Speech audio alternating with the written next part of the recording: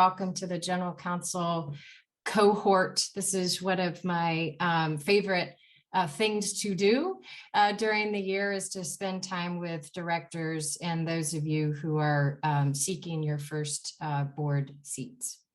So just a brief overview of how we're going to use our hour together this morning. We will have a discussion with our panel and some time for Q&A, and then we will move into some breakout sessions for about 15 to 20 minutes. We will come back together for the last 2 minutes and some closing remarks. So that is the plan for this morning, and Lisa was kind enough to ask me to share a few words about Baker Botts. And so if you'll indulge me, if you're not familiar, we are an AMLA 100 firm. We are in all of the major global financial markets, including we just opened an office in Singapore, which is really quite exciting. And you may or may not know that our work is concentrated, really 75% of our revenue comes from 2 sectors, tech and energy, split equally between the two. And I also wanted to share a little bit about the who that works at Baker Botts and who our lawyers are, particularly because we are a group of women supporting women here in the General Counsel Cohort. And also the same is true at Baker Botts. So I'm proud to share that 46% of our members of leadership at the firm, as we define it, are women. We have 42% of our partner class are women or otherwise racially diverse. And then that ever important pipeline, our newly identified list of group of summer associates, which is just a terrific group of people. And 68% of our summer associate class are women or otherwise diverse. I'm particularly proud of that, and also delighted to be joined by 6 of our Baker Botts partners from around the country, including 2 of our executive committee members who also serve in leadership roles, Samantha Crispin, who is the global head of our corporate group, and Bridget Moore, who's the global head of our litigation and disputes practices globally. So lastly, who am I? Before we move on to the panel, my title, I'm Catherine Zinn, and my title is Chief Client Officer, and I oversee a variety of functions at the firm, including client development or client satisfaction. I also have the great privilege of serving on boards and advisory boards myself, but my absolute favorite thing to do is to place or to assist in placing people on public and private company boards. And I'm known for doing so for people who are diverse and where it is often their first director seat. And I would say, additionally, quite familiar in doing so for and with chief legal officers and general counsels. So I mention that up front to say I welcome your outreach to me. Lisa will be sending my information after the program, and I would be delighted to see your board bio in whatever stage it may be in, and to learn a little bit more about you so that we can change the composition of the boardrooms and corporations in which we all operate. So with that, it is my great pleasure to now turn it over to a dialogue with our very experienced panel of directors who are also current or former chief legal officers. And I'm going to go to Kate, and on each, I will ask the panelists to introduce themselves before they respond to the first question. And I'm going to go, Kate Schuelke, to you first, if I may, with the following question, which I think is on a lot of people's minds. And it is, what is one area you think boards are spending a lot more time on these days, or should be now and into the future? Sure. So just on the introduction, I'm Chief Legal Officer at Seagate. And I've been there about 5.5 years. In addition to the legal function, I also manage part of our security organization, and as well as government affairs. And I'm a board member at SciTime, which is a semiconductor company, went public in November of 2019. So I'm chair of the nominating governance committee there, as well as member of the compensation committee. So in answer to your question, I would say for probably every company that I'm aware of right now, their primary focus is on what's happening with the economy. I think particularly in tech, a lot of companies are seeing really unprecedented reduction in demand and trying to right-size businesses to address that. But I think this is, I was talking to somebody the other day, it feels like it's just a follow-on from all of the disruption that we've had over the past 3+ years because of COVID. So it's been one long crisis in some ways, or just a disruptive period. So out of that, I think is really the other area that boards have been focused on, which is organizational and people issues. And that kind of manifests itself in a lot of different ways. But I think based on my experience, both as a board member, as well as, sitting in a lot of board meetings, the focus on the employee base and communities where companies are operating has taken a much higher priority, both in regards to issues that are around diversity, things like engagement, things like that. But I think also at a broader sense of currently right now, turnover, burnout, what's happening with people in terms of how they're engaged in the business, given a lot of folks are still working from home. So I'd say those two issues have been, because of a lot of the things that have been going on, kind of top of mind at boards that I see and talk to people about. Thanks, Kate. Mallun, I would so appreciate your perspective on the same, and and you'll tell people about what you do in a day, that you sure do see a lot of people issues given all of the companies that you incubate and advise, and then also with your board director hat on. Yeah, happy to. Hi, Catherine and everyone. It's great to see so many old friends on this Zoom today. It's such a treat. Awesome group. So I'm Mallun Yen, and I am the founder and CEO of Operator Collective, which is a $150 million venture fund and community of operators who have built and scaled up businesses, but have traditionally not engaged in venture. So our LPs, which are our investors in the fund, besides institutional investors and things like that, we have our individual operators, of which are 90% women, 40% people of color. And we invest in primarily enterprise and B2B. And so I've sat on 2 public company boards, one currently, so Pure Storage, which is a really great and incredibly well-run company and board, I have to tell you. Also RPX, which is a company I was part of building and scaling up and part of the founding team. I was also on KQED, which is run it's a nonprofit, obviously, but it's run very much like a real board.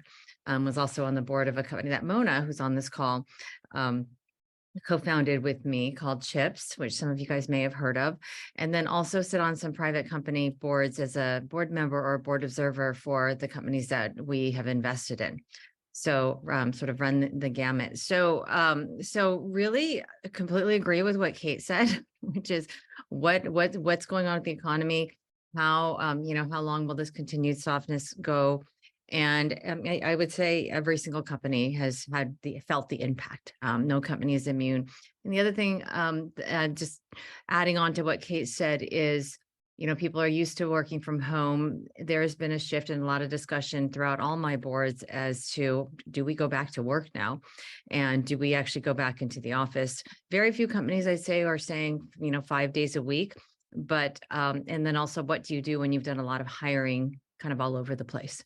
So those were a couple of things on adding to what Kate mentioned. Thank you. I'm reminded, listening to Mallun and knowing so many of you personally, if you want to get something done, give it to the busiest woman in the room.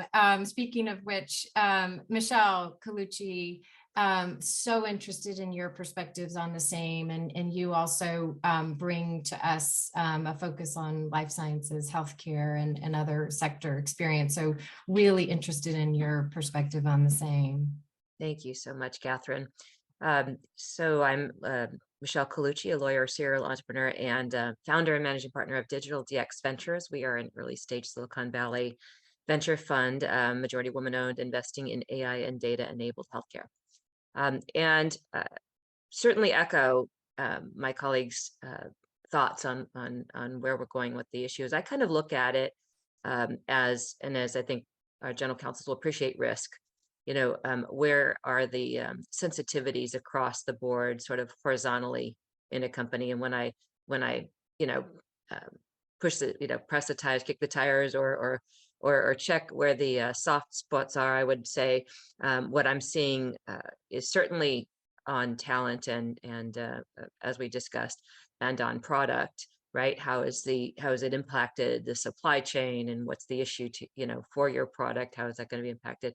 Also, obviously, revenue and cash, your customers, some customers are dropping out, new customers are opening up. Some people made money in the pandemic, some people lost everything in the pandemic.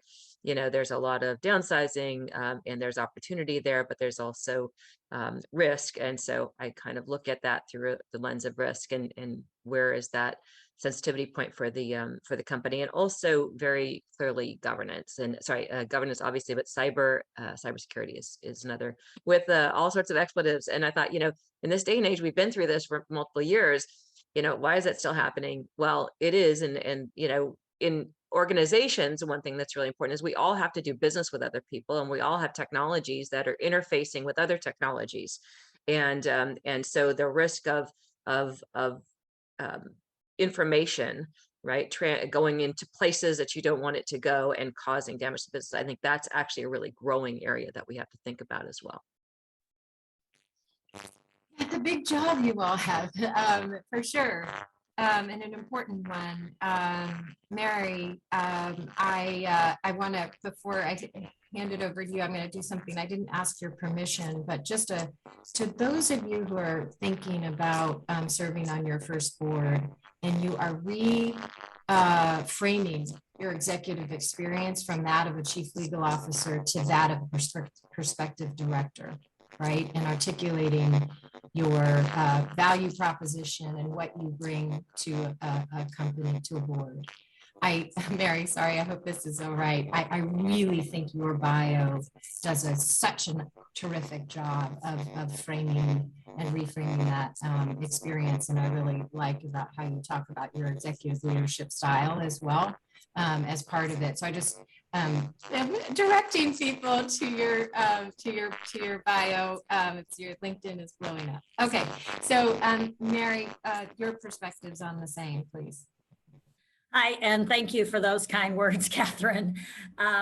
So I'm Mary Rotunno. I am the general counsel at El Camino Health, which is a health system in Silicon Valley. And I currently serve on 3 boards, one public company pharma board, VistaGen. And on that board, I'm on the audit committee, and I also chair the NomGov committee. And then I'm also on a private company board, another pharma company, Sanitize. And on that board, I'm on the HR governance comp committee. And then I started my board service on a nonprofit board, a mental health provider, 58 million annual revenue mental health provider in Silicon Valley. That's the largest provider of mental health services, Momentum for Health. So my career has always been in healthcare. I started as a registered nurse, transitioned to law, and then have been an executive at El Camino for the last 9 years. And so I think the issues that boards are, the private company board I'm on is struggling with funding. And with the economy, as Kate said, the funding sources are reduced. And so everyone's kind of waiting to see when is that, if and when that's going to turn around. I know at JP Morgan, they talked about possibly the end of 2023. So we're kind of still waiting that out. But that's a big issue, I think, for a lot of private company boards. In healthcare generally, talent and workforce shortages are very critical.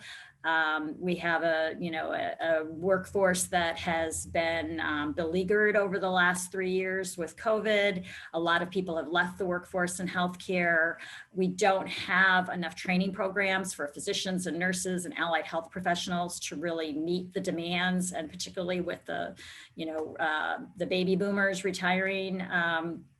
It's a problem that's been known that was going to be, coming, and it's just, I think COVID accelerated it. So we're really looking, the boards I'm on, in the health, particularly healthcare providers, are looking at innovative strategies to, both have employee retention, recruitment, pay equity, and then even training programs. I was at Becker's about a week or so ago, and they were talking about some hospital or health systems have started their own hospital nursing training program again. So it's kind of come full circle from when I was a nurse, and they used to have those programs many years ago. So everybody's, I think, looking at innovative strategies related to workforce and talent. So I think the next topic we want to sort of think about or share our thoughts with you, and in the breakout here, yours, are what is one thing that you wish was part of your onboarding as a first-time director that didn't occur, or best practices for effective onboarding for a first-time director? So Mallun, let's start with you.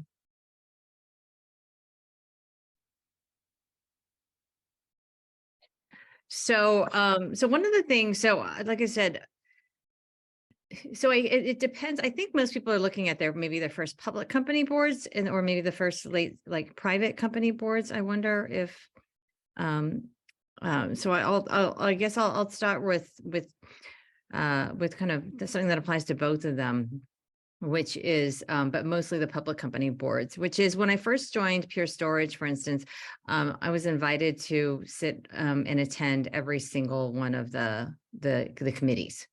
And I think that that's incredibly helpful. So I sit on Nom and Gov.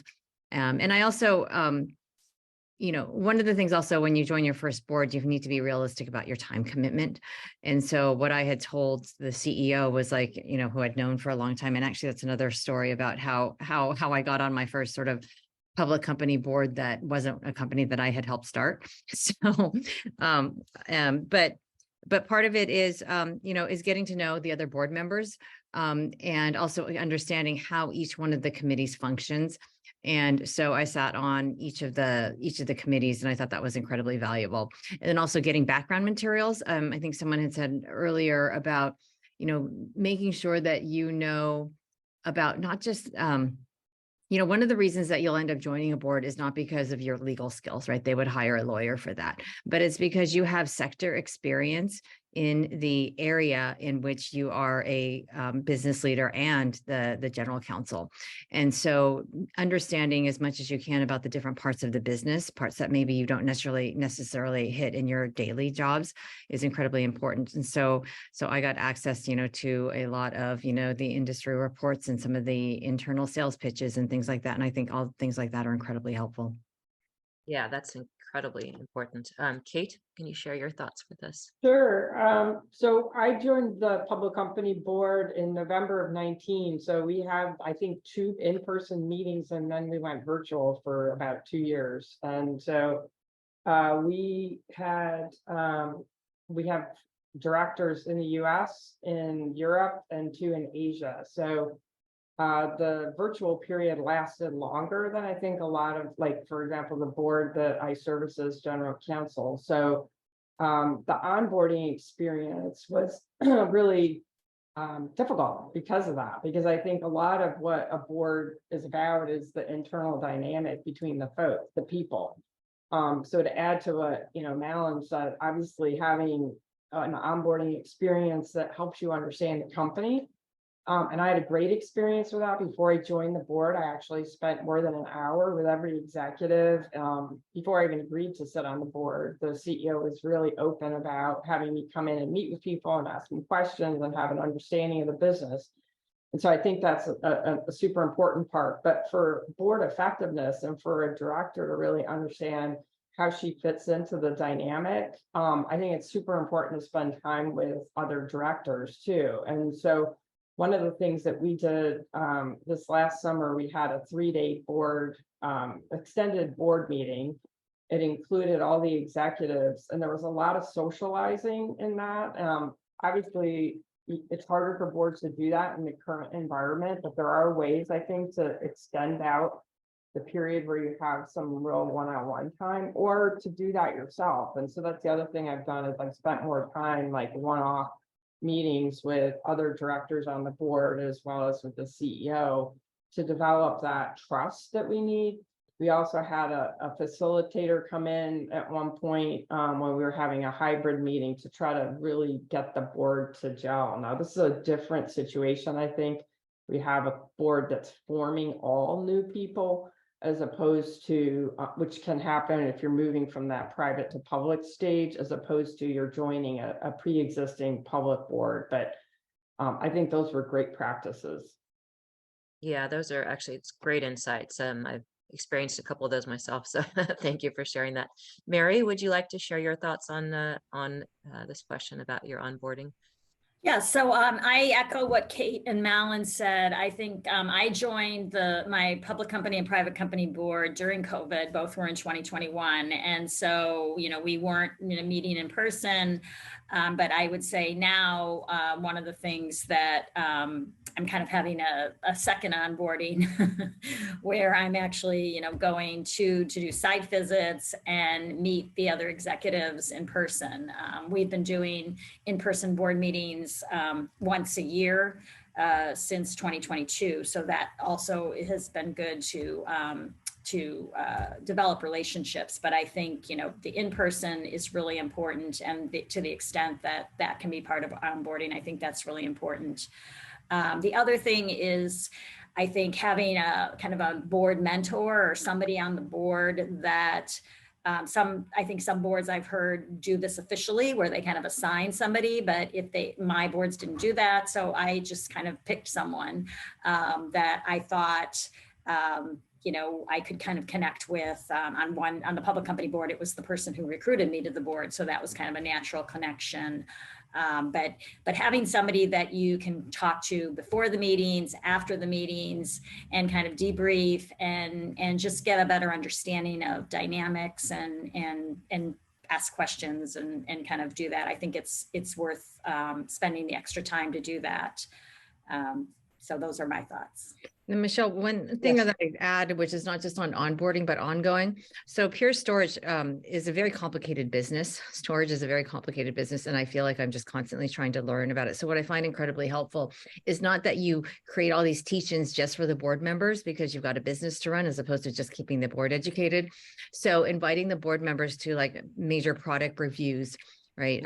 Investor days, we try to combine with that. We also try and combine they combine with like the annual user conference, and I try to attend as many of the things as possible. So where you can invite the board to things which are executive reviews like that, whether it's a sales kickoff, whether it's a product review, I find incredibly helpful. And they're not going to be able to attend all of them, but you never know which ones they can.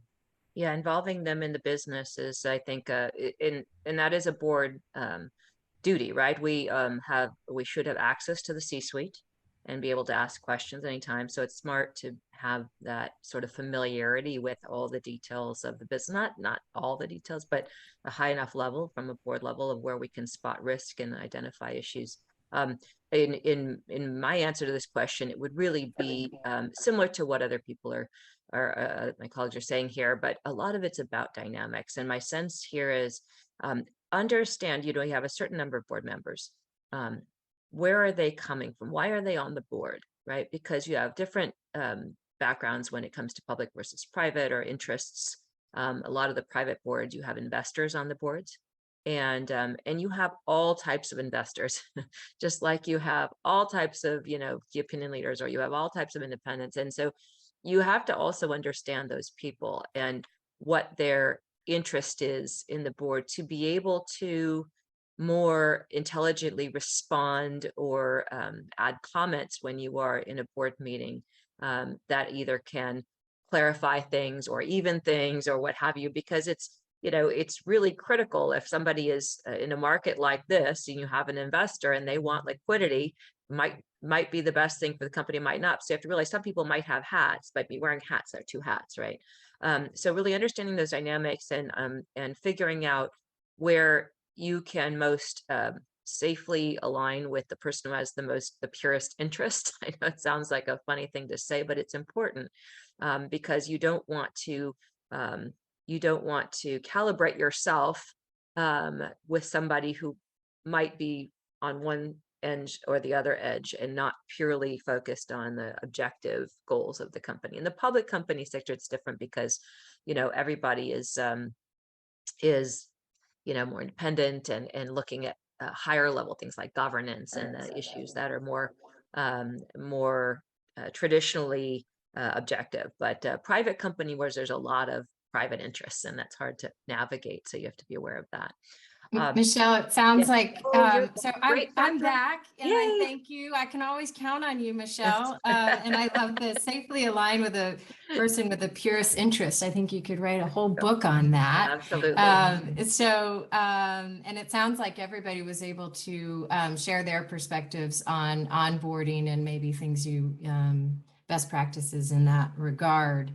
Looking at the time, we have approximately 5 minutes before we go into our smaller group breakouts.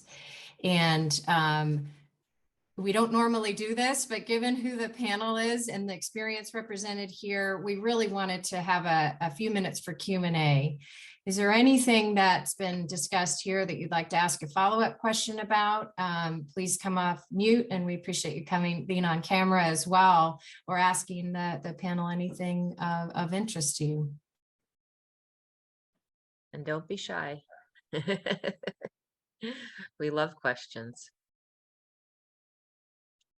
Lots of experience here around getting a first board seat, maybe, or yeah, Michele, and team here, I have one, having supported some dear friends actually through the board search process, and having a few who actually didn't get that board seat because she felt she actually wasn't prepared for the interviews.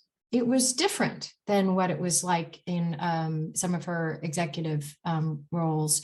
I wonder if anybody could share a little bit about, if somebody on this call is headed into an interview for their first, let's say public company board seat, what advice do you have for her? What can she expect? And Kate, you're right in the middle of my screen, so I'm Sure. totally putting you on the spot. I think first of all, doing your research and making sure you know enough about the company to ask the right questions. And it's not just because you're trying to get the position, it's because you want to make sure you want to be on the board. And I think, trying to figure that out in an hour or two with the CEO is not as easy as it sounds. So I think that's one piece of advice that I would have, is really think that through, maybe try to find other people who have connections to the CEO and the company and get your background questions ready. Yeah, a lot of board seats and are filled via relationships, whether or not you know them directly at first, or whether it's someone who knows you, right? Who knows them. And sometimes it also can take a couple of years. So Pure Storage, for instance, is my, independent public company board seat. And I happen to have known the CEO for 20 years. And in fact, have you guys heard of Direct Women? Have you guys participated in Direct Women? Absolutely. Yeah, I think it's a great program. And what Direct Women made me do years and years ago was, one, write a board bio, which is incredibly hard, actually. So I would absolutely take Catherine up on that offer, because it's hard to write your own board bio sometimes, because they are different. And then as part of what Direct Women does, it makes you reach out to people to say, hey, I'm interested in a board. And one of those people I actually reached out to, it was probably, I don't know, at that point, 15 years ago, was the current CEO of Pure Storage, who, when he had an open board seat, actually ended up reaching out. And so, that was fortuitous. At first, I actually said, I don't have time to do this. I'm focused on, starting Operator Collective, but over time, it was like, you know what, we can make this work out. And so it's about relationships. And as Kate said, it's also about, is this how I want to spend my time? If most of you guys are active general counsels, you're only going to take one board seat. And so is this the one that you want to have for the next, 4 years? Is this a place that you want to travel to? Is this a CEO that you believe is running a great, is a great leader and is a company that you want to be a part of? Because I've also been part of CEO transitions and, one voluntary and one non-voluntary. And so, and that is incredibly time consuming, even when it is a voluntary transition. And so keep that in mind as well. And then the third thing is along the lines of the people that you're going to be spending time with is, are you going to be learning? It's not just about what you bring to the table. It's how much that you are going to be learning from it. I learn an incredible amount from every single one of my boards that I'm on. And so, I would say, be selective and yes, learn about as much. And yes, they are interviewing you, but you're also interviewing them. Thank you, Mallun. That's so I could not have scripted that better. And anything. I've got two questions. Oh, Bridget, did you go? Sure, I'll just real quick. Are there special considerations before you or special questions that you guys ask before joining a board if the company is under, regulatory review, or there's, investigations open, or they're coming out of a settlement with the government? Are there special considerations there and questions that you all ask before committing yourself to sitting on a board that may have, additional responsibilities? Do they have insurance? Oh, well, yes.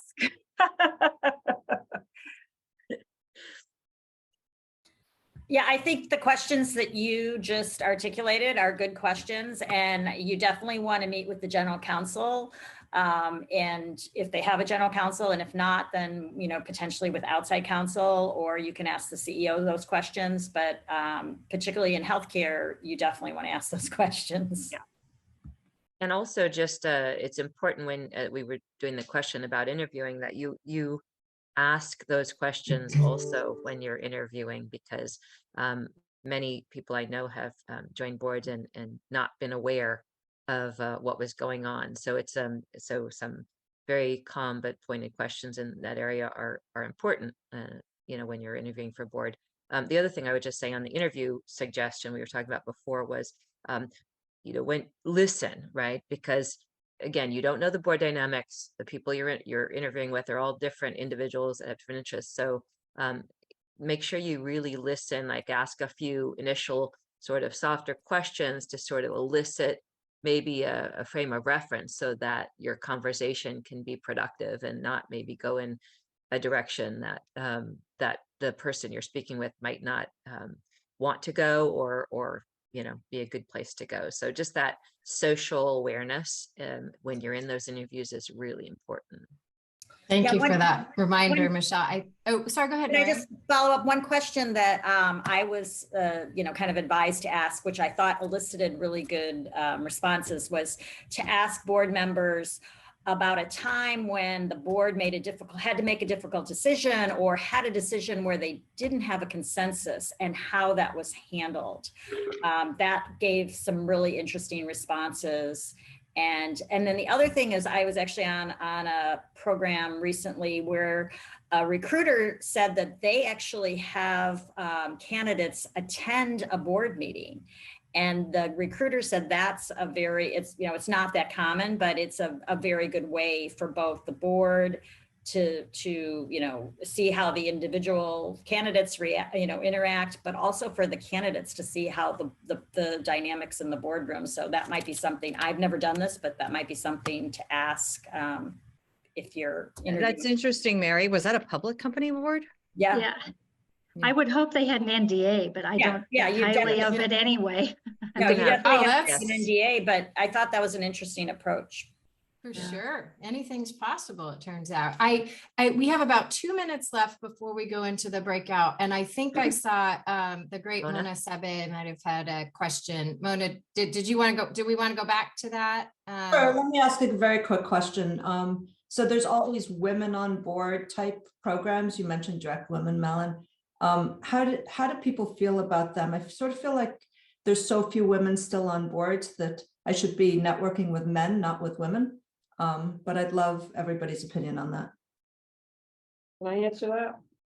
I think that's a great question. I think you have to do both. I really do. I mean, first of all, I know a lot of women who are super passionate about helping other women. And that's how I got on a board, was a banker at Goldman Sachs, who I worked with when we sold our company to Intel, and she's been a huge advocate.